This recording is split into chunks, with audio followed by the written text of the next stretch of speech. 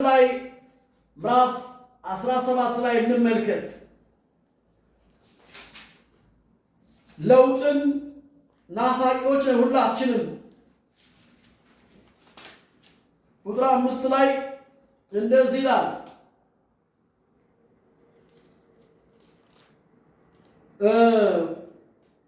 እንግዲህ ከእንግዲህ ወዲህ ስምህ አብርሃም መባሉ ቀርቶ አብርሃም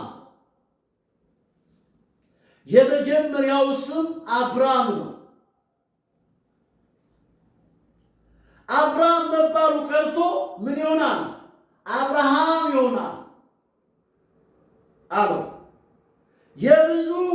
የብዙዎች አባት አድርጌሃለሁ።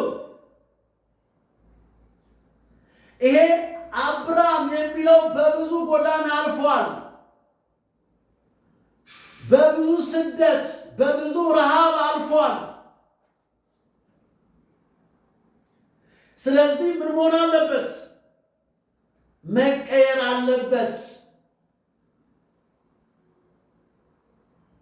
ለመብዛት ብዙ ሕዝብ አደርግሃለሁ፣ ነገሥታት ካንተ ይወጣሉ አለ። የነገሥታት መፍለቂያው የነገሥታት መገኛው ሞት ነው። መጽሐፍ ቅዱስ በገላትያ ምዕራፍ 2 ላይ ቁጥር 20 ላይ እንደዚህ ይላል። እሱንም እንመልከተው። ምክንያቱም ሰው መሞት አለበት። ለምንድን ነው የማልበዛው? መሞት ግዴታ ነው።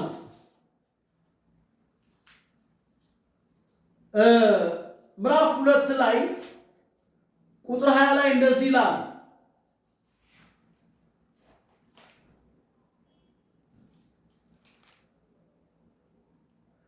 ከክርስቶስ ጋር ተሰቅያለሁ፣ ከእንግዲህ እኔ አልኖርም፣ ነገር ግን ክርስቶስ በውስጤ ይኖራል። እኔ አልኖርም አለ፣ ከእንግዲህ አልኖርም። አያችሁ፣ የመጀመሪያው አብርሃም ምን ሆነ? አብርሃም ሆነ። ኢየሱስ እንደዚህ አለ፣ ስንዴ መሬት ላይ መውደቅ አለባት አለ። ምንድነው መውደቅ ማለት? በእኛ ተረጓጎም፣ በእኛ ባለንበት ይሄን እንዴት እንተርጉመው ስንል ስለ ወንጌል መተው፣ ስለ ወንጌል መሰደድ፣ ስለ ወንጌል መነቀፍ፣ ስለ ወንጌል ብዙ መከራ መቀበል፣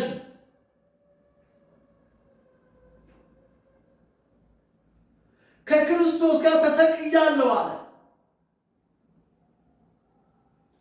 ከእንግዲህ እኔ አልኖርም፣ ነገር ግን ክርስቶስ በውስጤ ይኖራል።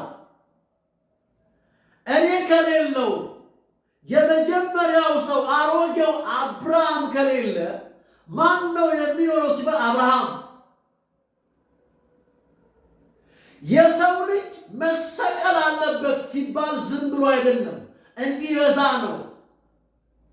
ስንዴዋ የግድ መሞት አለባት። መሞት ያስፈልጋል። መሞት አሁን በስጋ የምኖረው ኑሮ በወደደኝ ስለኔ ራሱን አሳልፎ በሰጠኝ በእግዚአብሔር ልጅ ባለኝ እምነት ነው የምኖረው ይላል። እኔ የለሁም። እኔ መኖር ሳቆም፣ እኔ መንቀሳቀስ ሳቆም፣ መናገር ሳቆም እግዚአብሔር መናገር ይጀምራል። የተፈለገው በመቅደሱ እግዚአብሔር እንዲናገር ነው። በመቅደሱ ራሱ እንዲያወራን የተፈለገው። የአዲስ ኪዳን ታቦት ነን ካልን ተንቀሳቃሽ ታቦት ነን፣ ተንቀሳቃሽ ቤተ መቅደስ ነን ካልን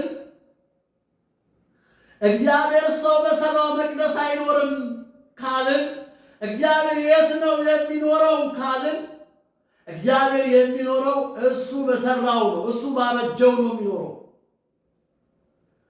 ማንም ይህን ቤተ መቅደስ አፍርሱት ሲል የሚያወራው ስለማን ነበረ? ስለ ራሱ ነው። ዮሐንስ ወንጌል ምዕራፍ 3 ላይ እንደዛ ነው የሚለው።